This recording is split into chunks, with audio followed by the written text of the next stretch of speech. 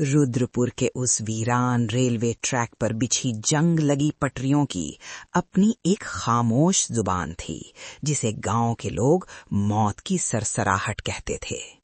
यहाँ का station master दशकों पहले पागल हो गया था और तब से ये छोटा सा हॉल्ट नक्शे से मिटा दिया गया।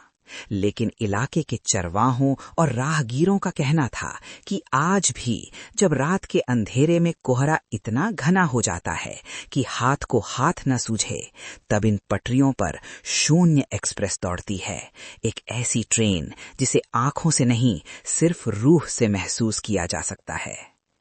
आर्यन, जिसे रहस्यमयी जगहों की तस्वीरें खींचने का जुनून था, एक अमावस की रात अपनी कैमरा किट लेकर उसी ट्रैक के किनारे जा पहुंचा। उसने सुना था कि ये ट्रेन किसी को दिखती नहीं, लेकिन इसके गुजरने पर तापमान शून्य से नीचे गिर जाता है और हवा में लोहे के टकराने की चीखें गूंजती हैं। रात के ठीक 12:07 पर जब जंगल के परिंदे भी खामोश हो गए, आर्यन को दूर से एक हल्की सी सीटी सुनाई दी। वो सीटी किसी मशीन की नहीं, बल्कि किसी इंसान के गले से निकली आखिरी चीख जैसी थी।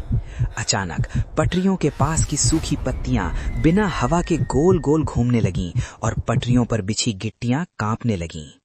आर्यन ने अपनी नाइट विजन लेंस से देखा, पटरी बिल्कुल खाली थी, लेकिन आवाज ऐसी थी मानो हजारों टन वजनी कोई इंजन उसके ठीक सामने खड़ा हो।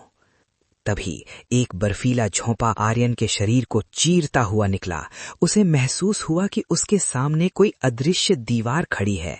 उसने कांपते हाथों से हवा में हाथ बढ़ाया और उसे एहसास हुआ कि उसका हाथ किसी ठंडी जली हुई लकड़ी और ठंडे लोहे को छू रहा है।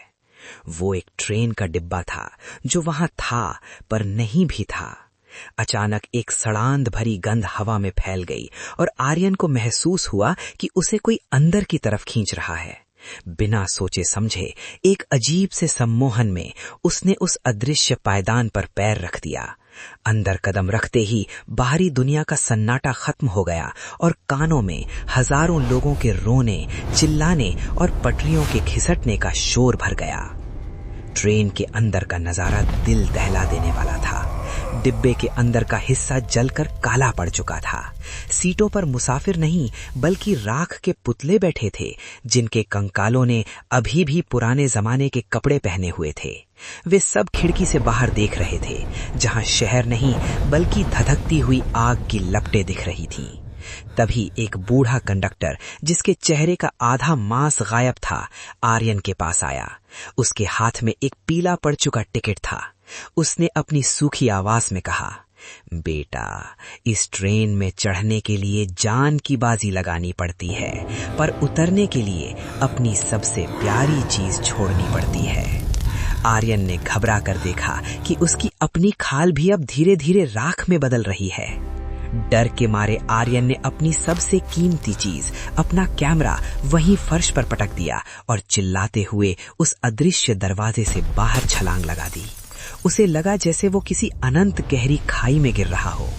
जब अगली सुबह उसे होश आया तो वो ट्रैक के किनारे बेसुध पड़ा था।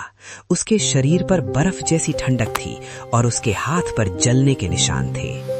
पटरी पर दूर दूर तक किसी ट्रेन का निशान नहीं था, लेकिन जहां उसने छलांग लगाई थी वहां मिट्टी पर उसके कैमरे का एक लेंस पड़ा था, जो पूरी तरह पिघल चुका था। आर्यन समझ गया कि वो ट्रेन आज भी अपना अधूरा सफर पूरा कर रही है, और जो एक बार उसमें पूरी तरह समा गया, वो फिर कभी किसी को दिखाई नहीं देता। वो आज भी वहां आधी रात को गुजरती है, बस इंतजार करती है